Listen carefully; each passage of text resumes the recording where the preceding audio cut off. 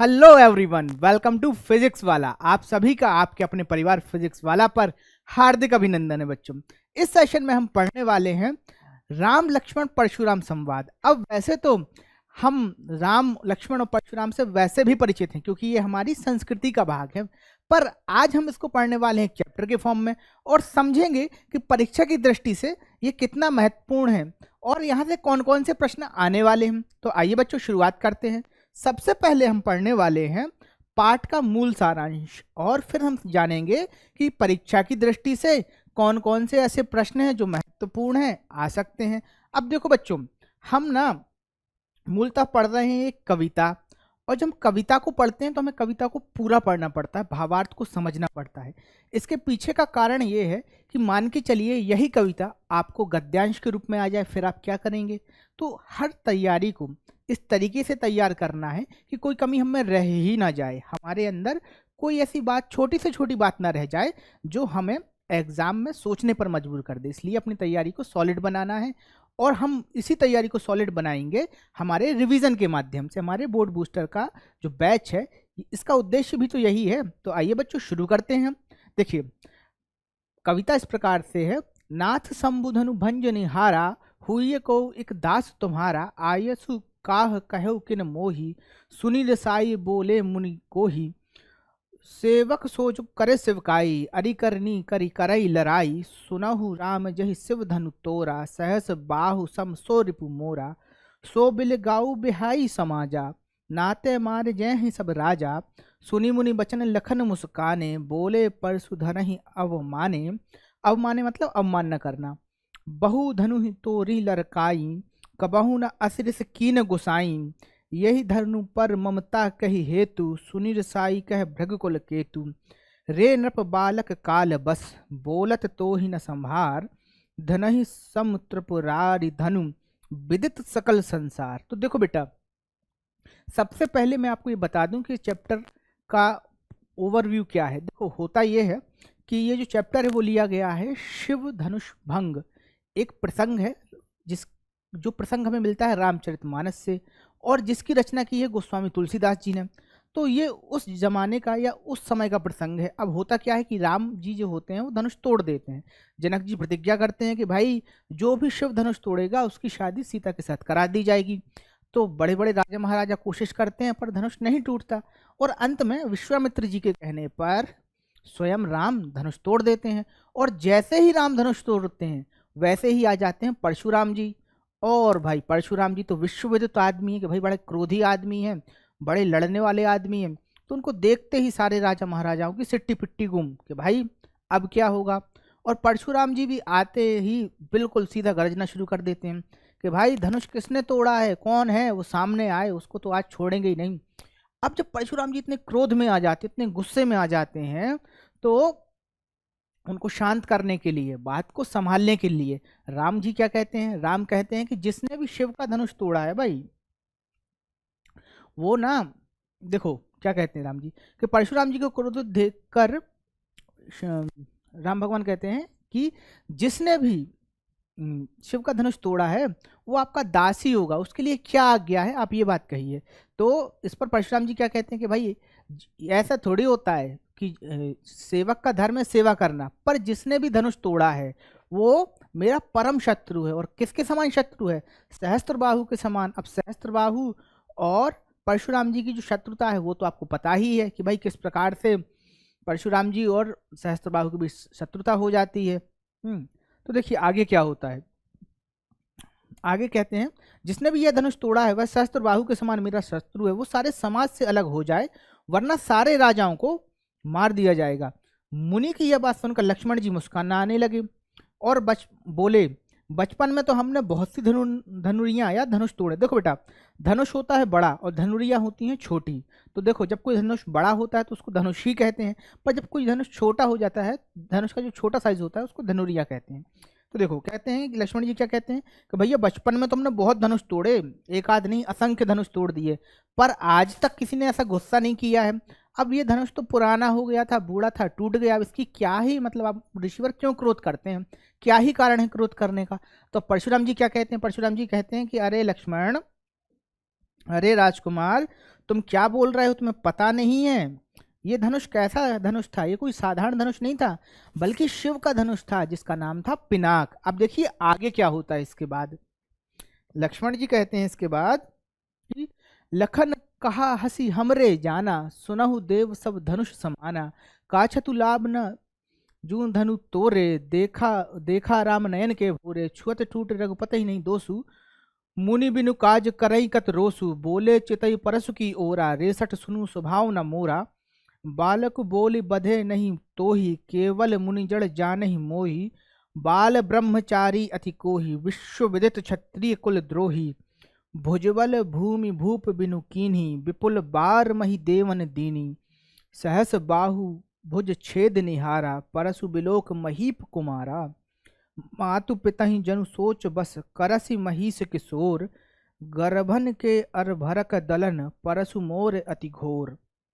तो भैया देखो होता ये है कि राम जी कहते हैं कि भैया जिसने धनुष तोड़ा है परशुराम जी, वो तो आपका दास ही है। परशुराम जी कहते हैं अरे दास वास कुछ नहीं है, जिसने धनुष तोड़ा है वो तो भैया सहस्त्र बाहु के समान मेरा शत्रु है, कहाँ है बुलाओ उसको, मैं छोड़ूंगा नहीं।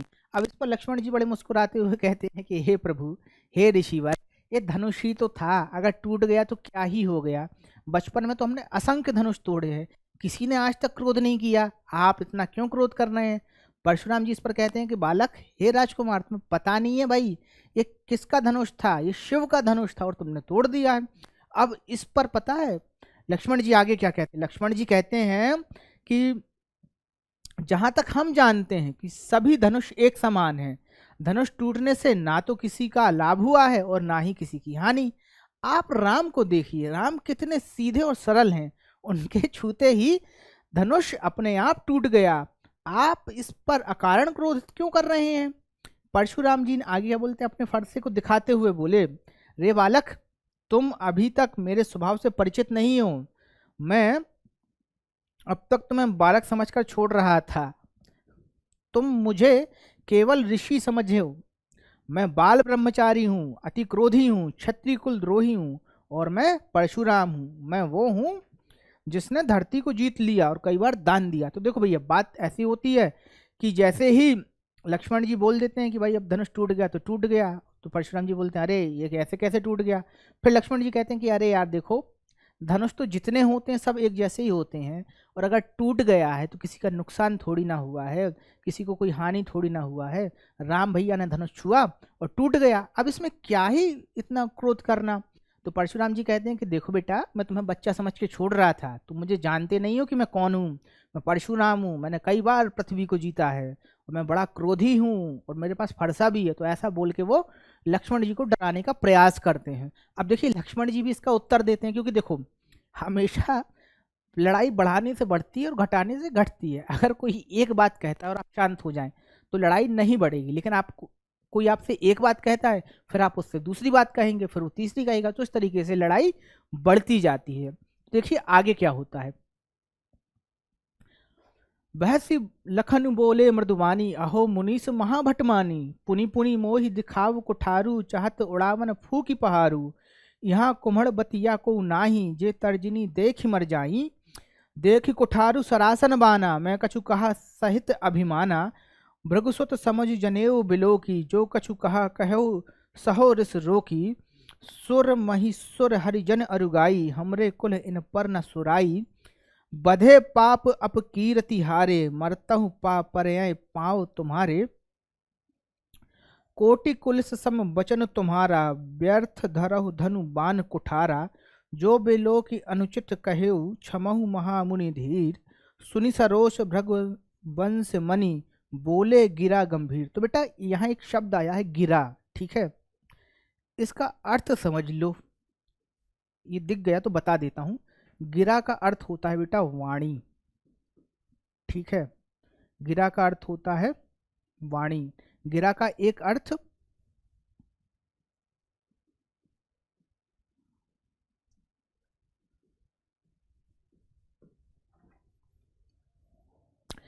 बेटा वाणी भी होता है और एक अर्थ होता है सरस्वती।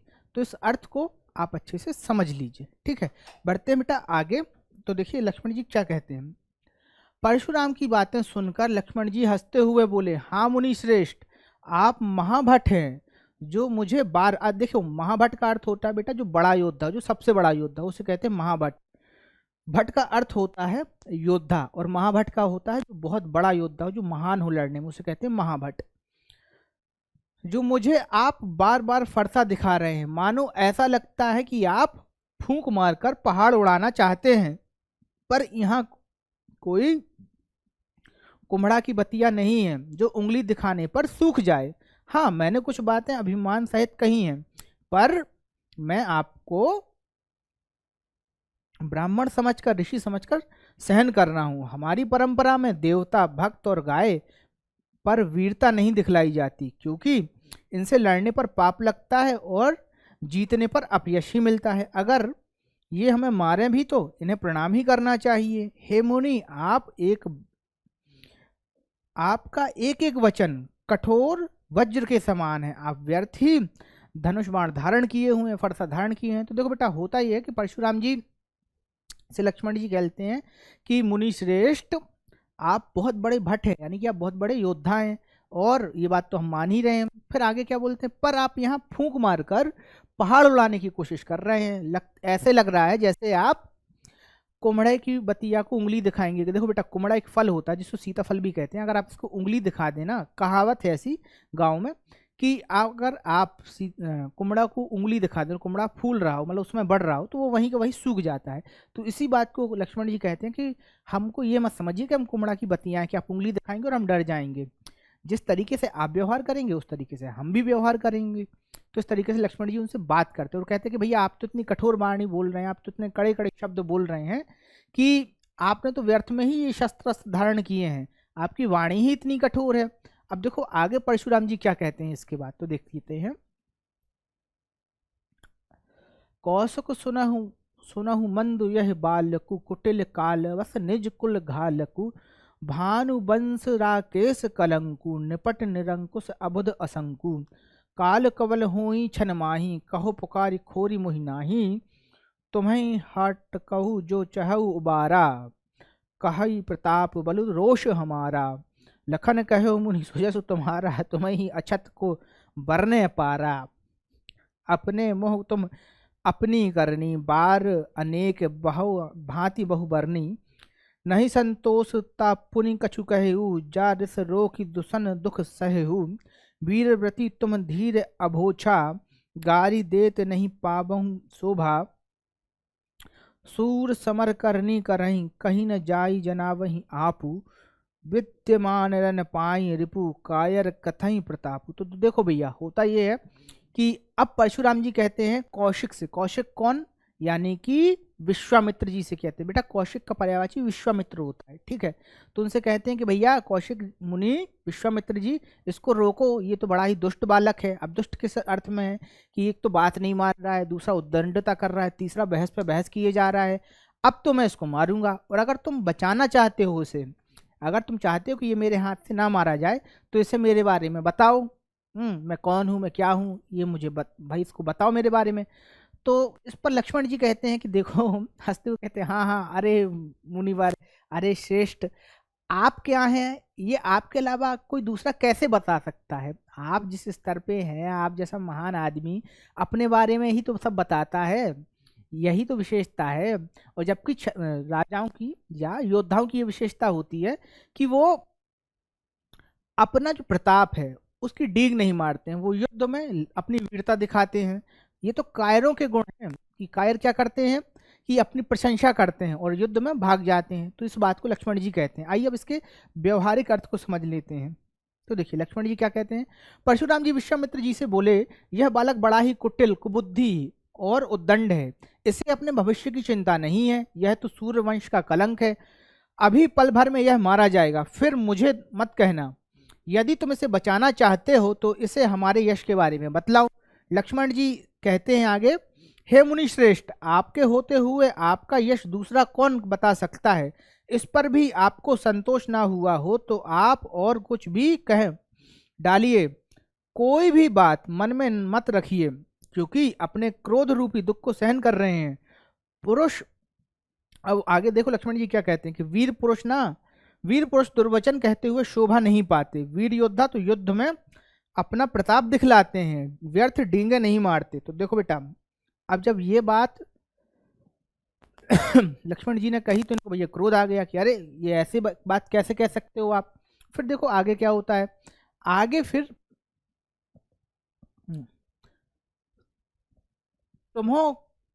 तुम तो काल हाक जनु लावा, बार बार मोहि लागी बुलावा।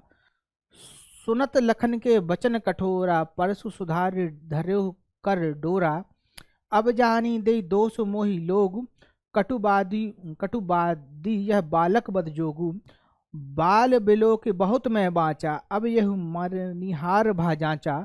कौशिक कहा क्षमहि अपराधु, बाल दोष गुण गिनई न साधु। खर कोठार में अकरुण को ही, आगे अपराधु गुरुद्रोही। उतर देत छाड़ो बिनु मारे, केवल कौशिक सील तुम्हारे। नाते यह काटी कुठार कठोरे, गुरहि उरन होते श्रम थोरे।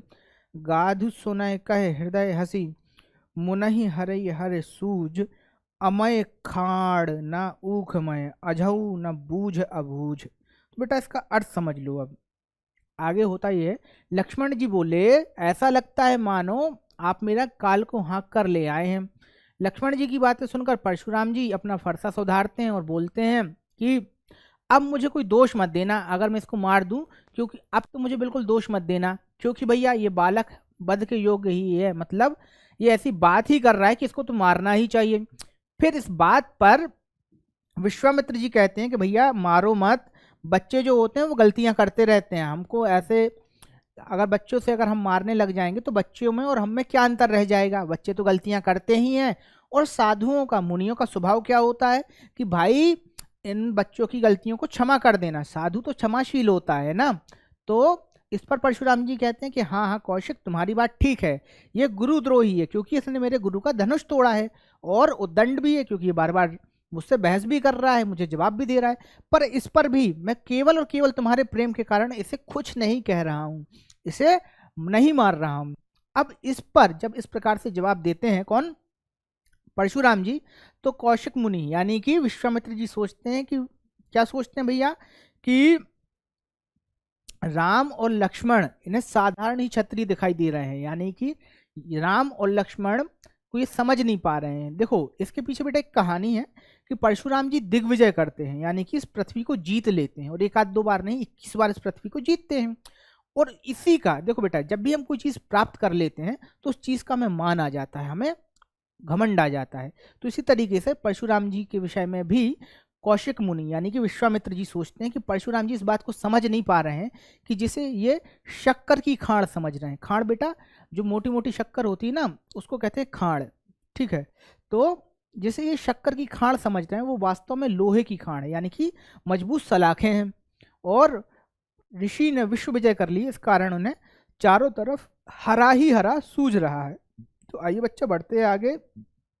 अब देखिए आगे क्या होता है, कहो लखन मुनि सीलु तुम्हारा, को नहीं जान विदित संसारा। माता पिता ही उरिन भय नी के, गुरुरिन रहा सोच बड़ जी के। सो जनु हमें मात थे काढ़ा, दिन चली गए ब्याज बड़ बाढ़ा। अब आनी व्यवहार बोली, तुरत देव में थैली खोली। सुनी कटु बचन कुठार सुधारा, हाय हाय सब सभा पुकारा। भृगुबर परसु दिखावा मोही, वृप विचारी भाचु नप द्रोही। मिले न कबहू सुभट रन, मिले न सुभट कबहू रन गाड़े। द्विज देवता घरई के बाड़े, अनुचित कहे सबहु लोग पुकारे। रघुपति सैनई लखन निवारे, लखन उतर आहुति सरस। भृगुबर कोप कृसानु, बढ़त देख जल सम वचन। बोले रघुकुल भानु। तो देखो बच्चा होता क्या है, अब इस चीज को समझ लो। एक तरफ होते हैं लक्ष्मण जी कि भाई वो जवाब पे जवाब दिए जा रहे हैं, एक तरफ कौशिक मुनि परशुराम जी को समझाने के अरे बच्चा है छोड़ दो हटाओ, और परशुराम जी भी बड़े क्रोधी बोले ठीक है कौशिक तुम्हारे लिए छोड़ देते। पर इसी बीच में लक्ष्मण जी फिर जवाब दे देते हैं कि भैया आप जो है ना वो क्या कर रहे हैं, आप कर रहे हैं उद्दंडता। और किस तरीके से कि भैया आपका संसार में कौन नहीं जानता कि आप कौन है, आप किस प्रकार के ऋषि, आपने क्या क्या किया है, और आपके होते इस संसार में आपकी बड़ाई कोई दूसरा कैसे कर सकता है। आप वही है जिन्होंने अपने माता पिता के ऋण को चुका दिया था। बेटा 3 ऋण माने जाते हैं भारतीय संस्कृति में, इस चीज़ को समझ लीजिए। मूलतः ये जो कविता है ना, इसका अगर भावार्थ अच्छे से आपको समझना हो तो आपको 3-4 चीज़ें समझनी पड़ेंगी। पहली चीज़ तो यही समझनी पड़ेगी कि ये जो कविता है वो केवल कविता नहीं है, हमारी संस्कृति का परिचायक भी है। तो हमारी संस्कृति में 3 ऋण माने जाते हैं। पहला ऋण माना जाता है मातृ ऋण, यानी कि जो माता का ऋण है। फिर दूसरा है पितृ ऋण, यानी कि जो पिता का ऋण है। और तीसरा ऋण माना जाता है गुरु ऋण, यानी कि जो गुरु का ऋण है। और इस ऋण को शिक्षा प्राप्ति के समय चुकाया जाता है। जब आप शिक्षा प्राप्त कर लेते हैं तो अंत में गुरु ऋण गुरु दीक्षा के रूप में चुकाया जाता है। तो देखिए, इस प्रकार से लक्ष्मण जी कहते हैं कि भैया आपने माता पिता का तो ऋण चुका दिया, अब बचा है गुरु ऋण, तो वो भी लगे हाथ चुका ही लीजिए। बोले कैसे चुकाएं भाई? तो वो यही कहते हैं कि मैं खड़ा हूं तो आप मेरा वध कर लीजिए, इस प्रकार से आपका ऋण चुक जाएगा। और जब ये बात वो कहते हैं तो चारों तरफ जो लोग बैठे होते हैं, चारों तरफ जो राज समाज बैठा होता है, वो कहता है अरे अरे लक्ष्मण जी आपने तो बहुत गलत बात कह दी, ऐसा नहीं कहना चाहिए। और जब इस प्रकार से बातचीत होने लगती है, इस प्रकार से हल्ला फैलने लगता है, तो फिर राम भगवान लक्ष्मण जी की तरफ देखते हैं, बोलते हैं अब शांत हो जाओ। और फिर लक्ष्मण जी जैसे ही संकेत पाते हैं, लक्ष्मण जी शांत हो जाते हैं और आगे फिर राम भगवान बात संभालते हैं। अब होता यह है कि जैसे जैसे लक्ष्मण बात करते हैं, जैसे जैसे परशुराम उनके उत्तरों को सुनते हैं, उनके क्रोध की अग्नि में, परशुराम जी की क्रोध की अग्नि में जो लक्ष्मण जी के उत्तर थे, जो लक्ष्मण जी की बात करने का तरीका था, वो घी का काम कर रहा था। तो इस प्रकार से बेटा ये संवाद चलता रहता है। अब देखो, हमने अर्थ समझ लिया, हमने कविता को समझ लिया, हमने भावार्थ समझ लिया। अब हम चलते हैं प्रश्नोत्तर की ओर कि परीक्षा की दृष्टि से कौन कौन से प्रश्न ऐसे हैं जो बहुत महत्वपूर्ण है, आ सकते हैं। आइए बच्चों बढ़ते हैं आगे, देखते हैं। तो देखिए बेटा, हमारा पहला प्रश्न इस प्रकार से है, परशुराम के प्रति लक्ष्मण के व्यवहार पर अपने विचार लिखिए। मतलब प्रश्न ये पूछ रहा है कि भाई परशुराम के प्रति लक्ष्मण जी ने कैसा व्यवहार किया, इस पर अपने विचार लिखना है। तो अब बिल्कुल सिंपल सी बात है, देखो लक्ष्मण वीर साहसी निडर किंतु स्वभाव से बड़े ही उग्र थे, यानी कि गुस्सा आ जाता था बहुत जल्दी। परशुराम की बातों को सुनकर उन्हें क्रोध आ गया। उन्होंने परशुराम पर व्यंग्यपूर्ण कटाक्ष किए, जिस कारण परशुराम का क्रोध और बढ़ गया।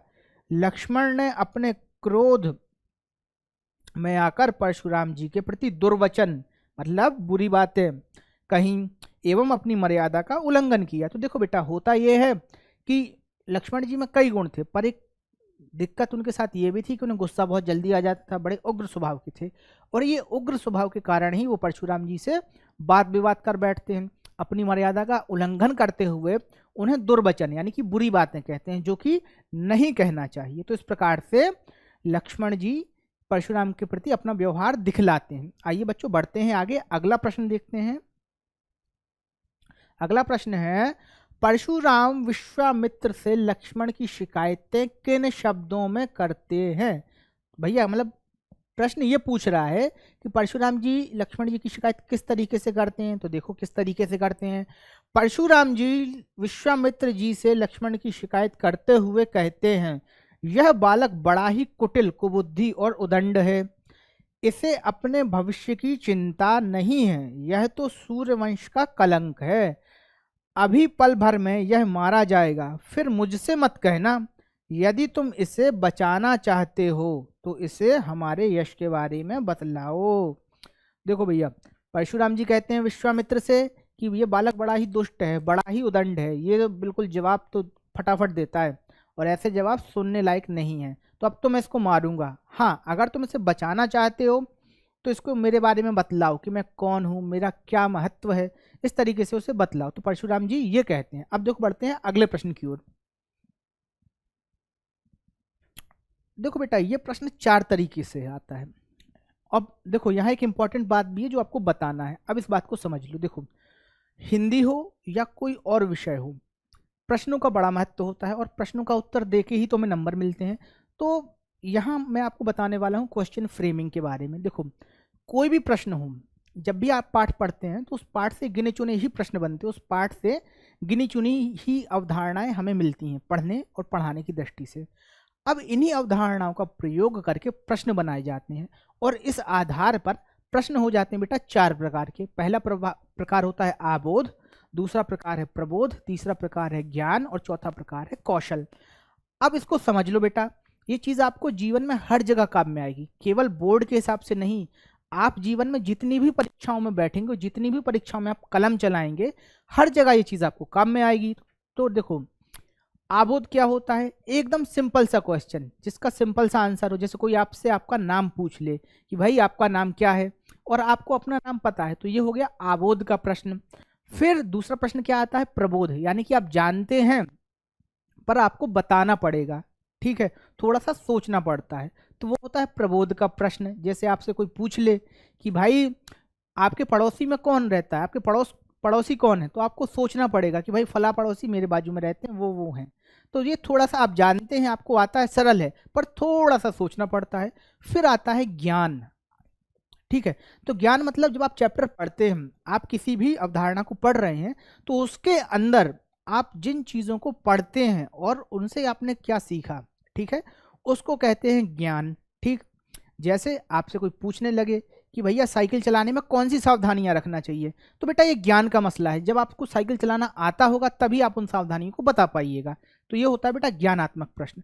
और सबसे अंत में आता है कौशलनात्मक प्रश्न या कौशल वाले प्रश्न। तो बेटा कौशल वाले प्रश्न ऐसे प्रश्न होते हैं जिनमें हमें ज्ञान का उपयोग करते हुए लिखना पड़ता है, अपने कौशल को प्रदर्शित करना पड़ता है। देखो, इन चारों प्रकारों को हम समझते हैं इस प्रश्न के माध्यम से। तो देखो प्रश्न क्या है। सबसे पहले प्रश्न है, परशुराम ने अपने किन विशेषताओं का उल्लेख करते हुए लक्ष्मण को डराने का प्रयास किया?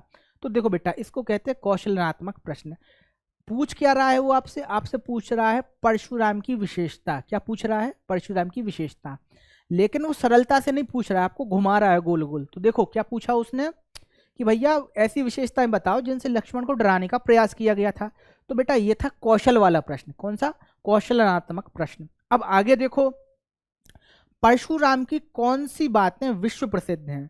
तो देखो बेटा, इसको कहते हैं ज्ञान का प्रश्न, कि अगर आपने पढ़ा होगा तो आपको इसका उत्तर मिल जाएगा, और आपने अगर नहीं पढ़ा होगा तो आपने इसका उत्तर आपको नहीं मिलेगा, क्योंकि ये तो उन्होंने बताई नहीं है कि विश्व प्रसिद्ध बातें कौन सी थी। अब फिर देखो बेटा, यहां हमने क्या सीख लिया? कौशल, ठीक है, यहां हमने सीख लिया ज्ञान, ठीक है। अब क्या बचा? आबोध और प्रबोध। तो देखिए, परशुराम ने लक्ष्मण को अपने विषय में क्या बतलाया? इसको कहते हैं बेटा आबोध। क्या? यह है आबोधात्मक प्रश्न। क्योंकि पाठ तो आपने पढ़ा है, तो आपको पाठ पढ़ा है तो ये तो आपको पता होगा कि परशुराम और लक्ष्मण के बीच में संवाद होता है। कुछ बातें ये कहते हैं, कुछ बातें वो कहते हैं। इन बातों के बीच में ही तो कुछ होता है, और यही जो होता है, इसी बातों के बीच में वो अपने परिचय देते हैं कि विश्व विदित क्षत्रिय कुलद्रोही। तो इस तरीके से बेटा इसको बोलते हैं आबोध, ठीक है। अब सबसे अंत में जो प्रश्न बच जाता है वो है प्रबोध, कि पाठ के आधार पर परशुराम जी की विशेषताएं लिखिए। तो भैया इसको कहते हैं प्रबोध। जब हम चीजों को अपने स्वभाव से सीखने लगते हैं तो उसे कहते हैं प्रबोध। तो देखो, पूरा पाठ पढ़ा, उसमें परशुराम जी बड़े गुस्से में बात करते हैं, तरह तरह के जवाब देते हैं, तरह तरह की बातों को कहते हैं, तो इससे तो हमें सरलता से पता चल ही जाता है। तो इस प्रकार से ये जो प्रश्न है वो है प्रबोध का प्रश्न। तो बच्चा ये बात आप अच्छे से समझ गए होंगे, और इस बात को हमेशा जीवन में उतार लीजिए कि प्रश्न ही बताता है कि उसका उत्तर कैसे लिखना है। आप कितना भी पढ़ लीजिए, जब आप प्रश्न को देखते हैं तो आपको समझ में आ जाता है कि इसका उत्तर किस प्रकार से होता है। और आबोध, प्रबोध, ज्ञान और कौशल बेटा 4 तरीके के ही प्रश्न होते हैं जीवन में। आप किसी भी परीक्षा को दीजिए, कुछ भी करिए, इनसे अलग से कोई प्रश्न होता ही नहीं है। तो बेटा इस प्रकार से हमने क्वेश्चन फॉर्मिंग को आज सीख लिया कि बच्चा क्वेश्चन का जो पैटर्न है या क्वेश्चन का जो फ्रेमिंग है वो कैसे होता है। अब आइए इसके हम आंसर को जान लेते हैं। तो देखिए आंसर क्या है। परशुराम ने अपनी विशेषताओं का उल्लेख करते हुए लक्ष्मण जी से कहते हैं, वे बाल ब्रह्मचारी हैं, वे अत्यंत क्रोधी स्वभाव के हैं, वे क्षत्रिय कुलद्रोही हैं, यानी क्षत्रियों से दुश्मनी है उनकी। फिर आगे क्या कहते हैं, उनके हृदय में करुणा और दया नहीं है, और उन्होंने ही सहस्त्रबाहु का वध किया था। तो ये अपनी विशेषताएं बतला रहे हैं। अब देखो बेटा, अभी तक तो हमने क्वेश्चन को समझा था, अब हम समझते हैं कि आंसर राइटिंग कैसे की जाती है। हमेशा देखो, आंसर राइटिंग के दो फंडे हैं, बहुत सरल से और बहुत कामगार।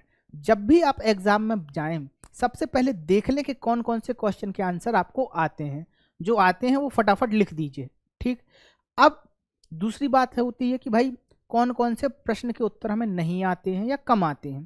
तो भैया जो कम आते हैं वो उनको दूसरे नंबर पे रखना है, और जिन तीसरे नंबर पे उनको रखिए जो नहीं आते हैं।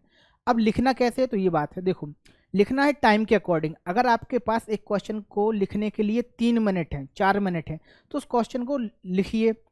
और अगर आपके पास एक क्वेश्चन को लिखने के लिए ज़्यादा समय है तो उसको उस तरीके से लिखिए। जैसे देखिए कैसे हमने यहाँ विशेषताएं बताई हैं, हमने विशेषताओं को बताया है पॉइंट टू पॉइंट। इसको लिखने में 3 से 4 मिनट का समय लगेगा। और देखो बेटा, अगर आप इसको पैराग्राफ में लिखेंगे तो ये 3 लाइन में जाएगा और देखने में आंसर छोटा लगेगा। लेकिन हम पॉइंट वाइज आंसर लिखेंगे तो ये आंसर आपको बड़ा भी लग रहा है और सफेस्टिकेटेड भी है कि भाई 4 नंबर का अगर क्वेश्चन आ रहा है तो आपने 4 पॉइंट लिखे हैं। अगर 5 नंबर का क्वेश्चन आ रहा है तब भी आपने 5 पॉइंट लिखे हैं, 1 2 3 4 5। तो इस तरीके से बेटा आंसर को लिखना है। इन चीज़ों को हम आगे भी डिस्कस करेंगे बेटा, तो जुड़े रहिए पीडब्ल्यू के साथ। अब हम बढ़ते हैं अगले प्रश्न पर बेटा, कि हमारा अगला प्रश्न क्या था। देखिए, बहु धनु धनु तोरी लड़काई, यह कथन किसने और किससे कहा। जब परशुराम स्वयंवर में आकर शिव धनुष टूट जाने पर क्रोध में दुर्वचन कहते हैं और धनुष तोड़ने वाले को धमकाते हैं, तब लक्ष्मण जी उत्तर देते हुए कहते हैं कि हे मुनि श्रेष्ठ, हमने तो बचपन में असंख्य धनुष तोड़े हैं, पर आज तक किसी ने इतना क्रोध नहीं किया है।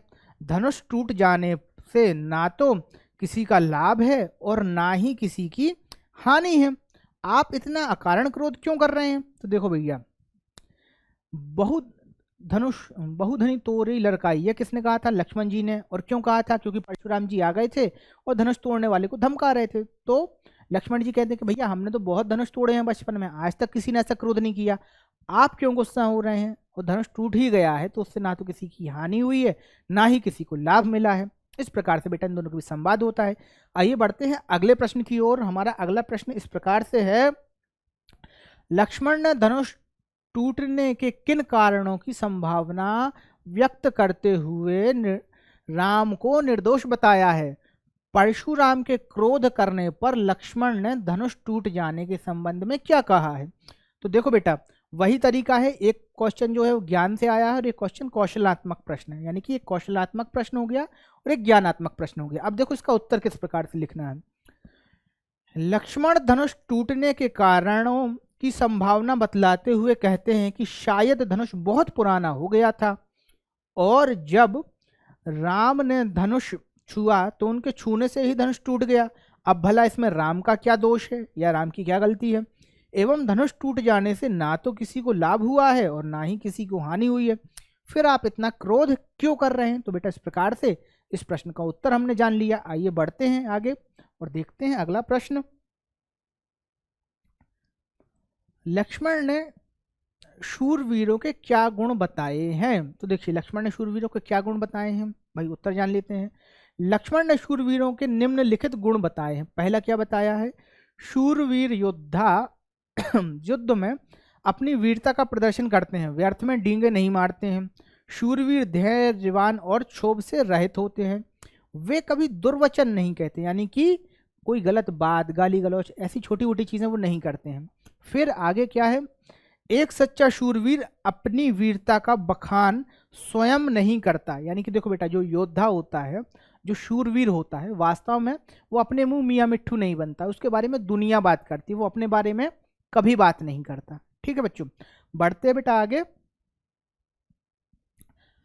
अगला प्रश्न देखिए, गाधी सुनु किसे कहा गया है, वे मुनि किस बात पर मुस्कुरा रहे थे। तो बेटा उत्तर इस प्रकार है, गाधी सुनु महर्षि विश्वामित्र को कहा गया है। गाधी सुनु मतलब महर्षि विश्वामित्र।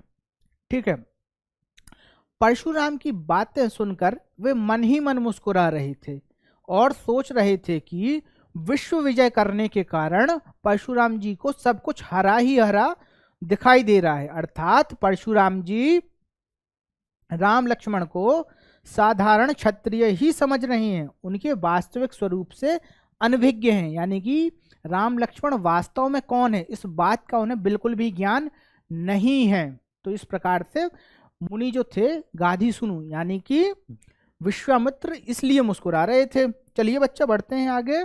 अब देखिए आगे क्या है। धनुष को तोड़ने वाला कोई तुम्हारा दास ही होगा, इस आधार पर राम के स्वभाव पर टिप्पणी कीजिए। अब देखिए भैया, वो शुरू में क्या कहते हैं, राम कहते हैं ना कि नाथ शंभुधनु भंजन हारा हुए को एक दास तुम्हारा, मतलब जिसने शिव का धनुष तोड़ा है वो आपका दास ही होगा। अब प्रश्न भी यही पूछ रहा है आपसे कि इस वाक्य के आधार पर राम के चरित्र में क्या क्या विशेषताएं उसकी टिप्पणी कर दीजिए। तो देखिए उत्तर किस प्रकार से हमको देना इस प्रश्न का। उक्त वाक्य के आधार पर हमें पता चलता है कि राम स्वभावतः मृदुभाषी एवं सौम्य आचरण वाले व्यक्तित्व के स्वामी हैं। उन्होंने परशुराम से कहा कि धनुष तोड़ने वाला कोई तुम्हारा दास ही होगा। इस प्रकार उन्होंने परशुराम को स्वामी रूप में स्वीकार कर उनका दिल जीत लिया। और इस प्रकार हम कह सकते हैं कि राम मानव व्यवहारिक जीवन के आदर्श हैं। तो देखो बेटा, प्रश्न में जो पूछा गया उसका उत्तर बिल्कुल सिंपल सा है कि राम विनम्रता का परिचय देते हैं और इस विनम्रता के परिचय के माध्यम से परशुराम जी का मन जीत लेते हैं। और इस प्रकार से वो मानवीय मूल्यों का परिचय देते हैं कि एक विनम्र आदमी, एक सभ्य आदमी किस प्रकार से संसार में प्रकाशित होता है, किस प्रकार से संसार में अपनी चमक छोड़ता है। तो बच्चों इस प्रकार से इस प्रश्न का उत्तर हमने समझा। आइए बढ़ते हैं अगले प्रश्न की ओर। स्वयंवर स्थल पर शिव धनुष तोड़ने वाले को परशुराम ने किस प्रकार धमकाया। उत्तर देख लेते हैं। स्वयंवर स्थल पर शिव धनुष को टूटा हुआ देखकर परशुराम बड़े ही गुस्से में बोले कि जिसने भी शिव का यह धनुष तोड़ा है वह सहस्त्रबाहु के समान मेरा शत्रु है। जिसने भी धनुष तोड़ा है वह सारे राज समाज, बेटा राज समाज मतलब राजाओं का समाज, को छोड़कर मेरे सामने आ जाए, वरना मैं सारे राजा समाज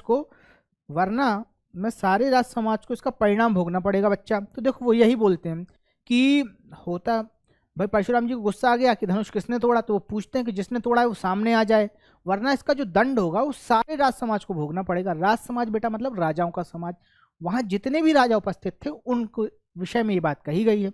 आइए बढ़ते हैं बेटा आगे। अब देखिए, साहस और शक्ति के साथ विनम्रता हो तो बेहतर, इस कथन पर अपने विचार राम लक्ष्मण परशुराम संवाद पाठ के आलोक में लिखिए। देखो बेटा, ये इसको कहते हैं कौशलात्मक प्रश्न, कि देखो कितना बड़ा दिख रहा है लेकिन वो पूछ क्या रहा है आपसे, सिंपल सी बात पूछ रहा है कि इस पाठ से आप क्या समझे, इस पाठ का अर्थ क्या था, वो आपसे ये पूछ रहा है। लेकिन कितना घुमा के पूछ रहा है, ऐसा दिख रहा है बहुत बड़ा बड़ा, अरे बहुत डीप है। लेकिन बेटा अगर आप कॉन्सेप्ट को अच्छे तरीके से समझ गए हैं तो कोई भी प्रश्न फिर डीप नहीं रह जाता, क्योंकि खेल सारा का सारा क्वेश्चन फ्रेमिंग का है कि पैटर्न किस तरीके से हम क्वेश्चन का सेट करें कि वो दिखने में बहुत कठिन हो, जबकि जीवन में जो भी पढ़ता है उसके लिए कोई भी चीज़ कठिन नहीं रह जाती। तो देखिए उत्तर किस प्रकार से है। साहस और शक्ति के साथ विनम्रता होना अनिवार्य है, क्योंकि विनम्रता का अभाव साहस एवं शक्ति को निरंकुश एवं विनाशकारी बना देता है, जैसे लक्ष्मण और परशुराम के व्यक्तित्व में देखने को मिलता है। परंतु विनम्रता के द्वारा बड़े से बड़े युद्ध को बिना लड़े जीता जा सकता है, जिस प्रकार या जिसका प्रमाण हमें राम के व्यवहार में देखने को मिलता है। देखो बेटा सिंपल सी बात है, वो पूछ रहा है कि साहस और शक्ति के साथ विनम्रता किस काम में आती है। अब इसका सिंपल सा उत्तर है कि अगर आपके पास साहस है, आपके पास शक्ति है, तो आप बड़े ही महान योद्धा हो जाएंगे और आप कई युद्धों को जीत सकते हैं। पर अगर आपके पास विनम्रता नहीं है तो आप बहुत विनाशकारी हो जाएंगे। भाई किसी ने आपको थोड़ा सा गुस्सा दिला दिया, आपसे कुछ कह दिया और आप लड़ने पर तैयार हो गए।